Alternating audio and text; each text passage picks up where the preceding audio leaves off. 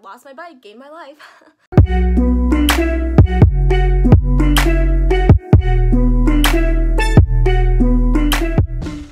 What's up guys? This is my second story time ever. The first one I posted you guys really liked and it was super short and just like a first thing to do. I am doing my second story time and my setup is still trash because my SD card is, but this is gonna be all the times that I was almost kidnapped.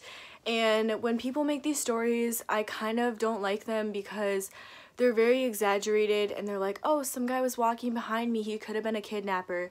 While that's true, it's not worth making a video about when every day there actually are people that are in dangerous situations, and there are thousands of girls that are victim to these types of scary things, and it can happen to anyone.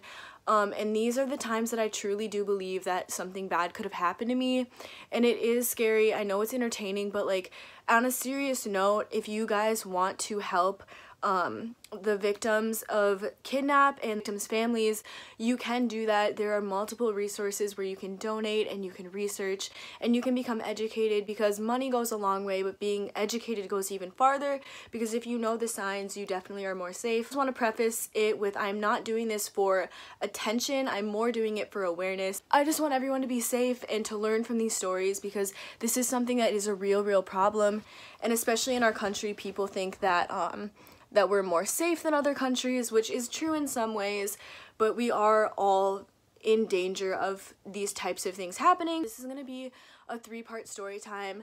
I'm going to start off with the first one when I was the youngest. This is the time where I was in middle school, so like 7th and 6th grade-ish. I had this best friend who lived in a big neighborhood where there were nice houses, a suburban neighborhood, and it was a pretty safe place, but even the safest spots can be dangerous. We had our bikes and we're biking around, and it's the time of night where it's summer, so you can be out late and it's still light outside, but we were too far from her house to not be outside when it was dark out.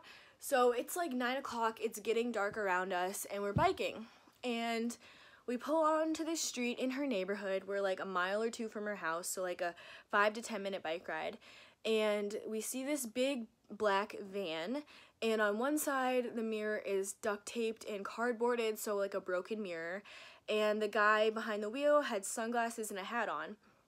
And what he does is he's parked, so we bike past him, we see the car, so I have like the whole description of the car. Don't think anything of it because obviously it's just a car, and we're in her neighborhood, so I'm like, it's fine. Then we bike about 4 houses down, and the guy pulls up and parks in front of another house, so he's behind us. So now I'm like, okay, that's kind of weird. So I talked to my friend about it. She's like, oh, it's fine, like those are here sometimes, like it's fine. So I was like, okay, so we go another 4 to 6 houses and he does the same thing. And this happens over the course of like 4 blocks. We're like, we'll bike, he'll go behind us, he'll park. So he's not driving behind us, but he's parking behind us in different spots.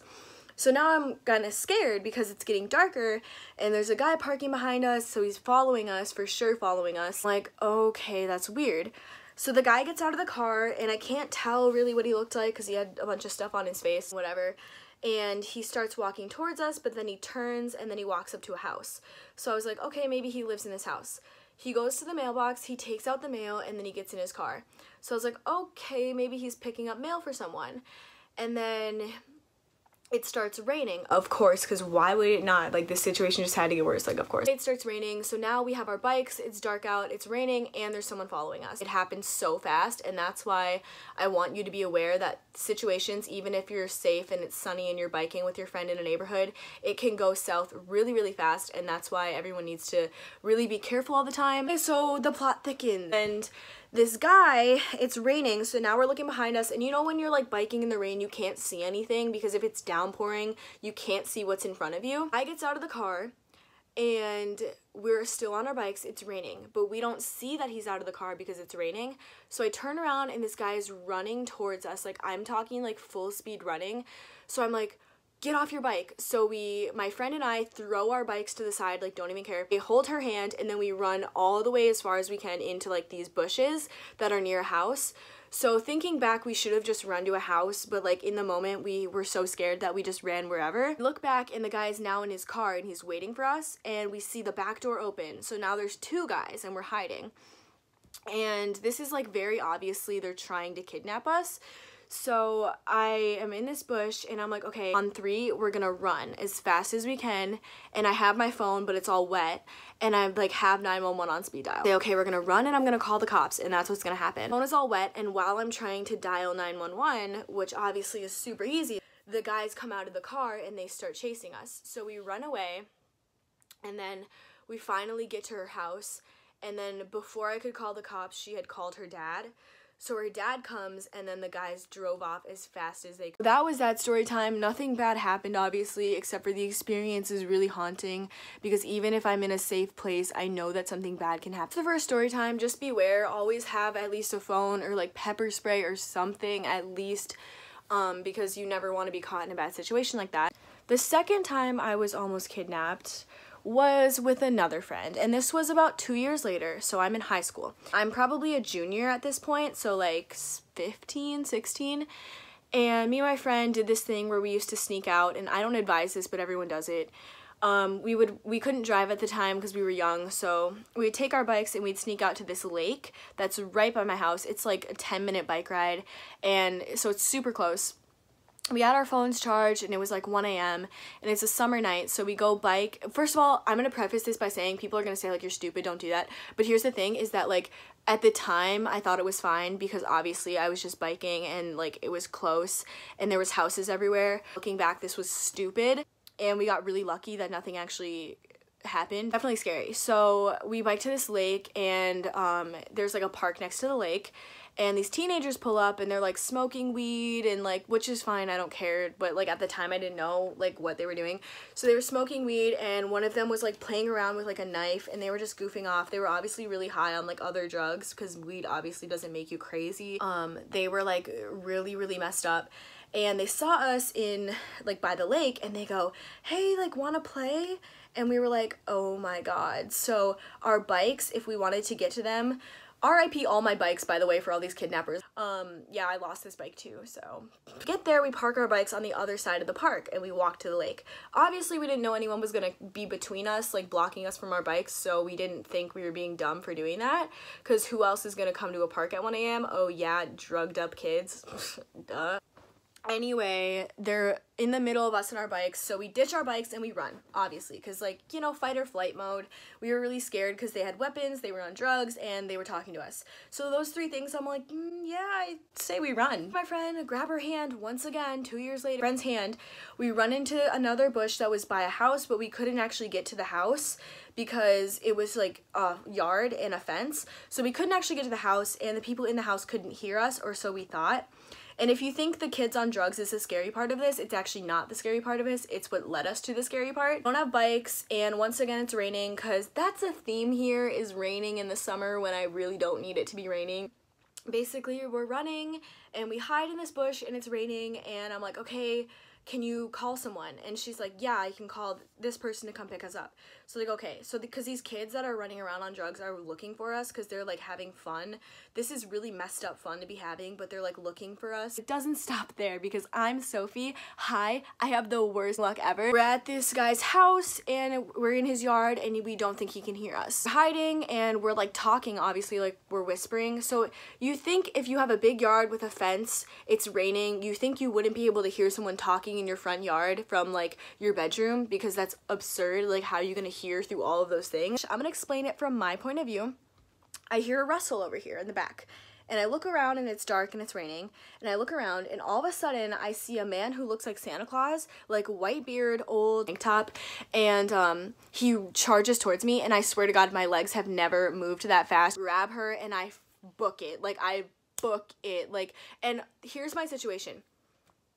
Rapist man, drugged up teens trying to kill me with a knife. So where do I run? Up the street, up the middle of the street. The middle of the street, okay? Here's bad timing.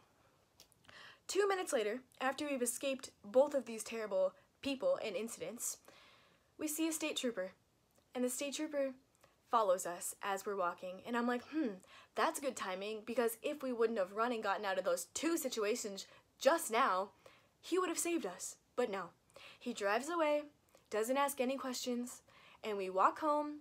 We freak out for about a half an hour. I was like, hey, I love you. I'm really glad nothing bad happened. She goes, yeah, and that's the end of that. So we never snuck out again. We would like go outside at night, but like we would never sneak out again because that was terrible. So that's the second time that I was almost kidnapped slash raped slash killed. But this is the last story this year, like a few months ago at work. So if you know, northern states in North America get dark really early in the winter. So like 5 p.m. it's pitch blackout, which is absurd, and that's why seasonal depression is high here. Basically, I am at work and I get off at 5:30, and at the time I parked in a different parking lot. And all my coworkers parked in another parking lot. So as I talked about in my last story time, this mall is really sketchy, and thinking now about it that I should probably quit my job and find somewhere safer to work. I'm walking to my car. It's 5 p.m. It's dark as hell, like you can't see. I walk my car from a distance and I'm walking there, and it's like not even 800 feet that I have to walk. And all of a sudden, if you've ever heard a taser noise, I hear the noise of a taser. And I know that from like movies and like other stuff. So I hear the noise of a taser from behind me, and it sounds like it's kind of close.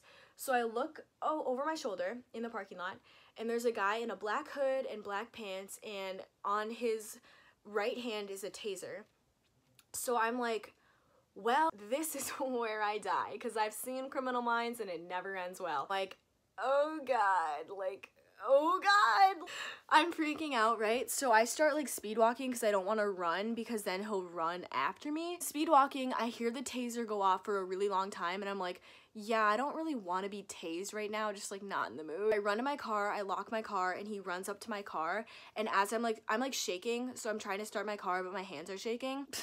And the guy with the taser runs up to my car, and I never saw his face because it was dark and he was wearing a hood, which is terrible because if anything happened, I wouldn't know what any of these people looked like besides Santa Claus. Yeah. With the taser, knows that he can't get to me because my car is locked, so I finally start my car after he's like by my window. I drive away, and I drive all the way home, like literally almost crying because I was so scared. And I call someone and I explain to them what happened. They're like, oh my God, like I'm so glad you're safe, like quit your job, and I should have listened to them. I always have someone like take me out to the parking lot after this experience, and I always walk other people out to the parking lot after this.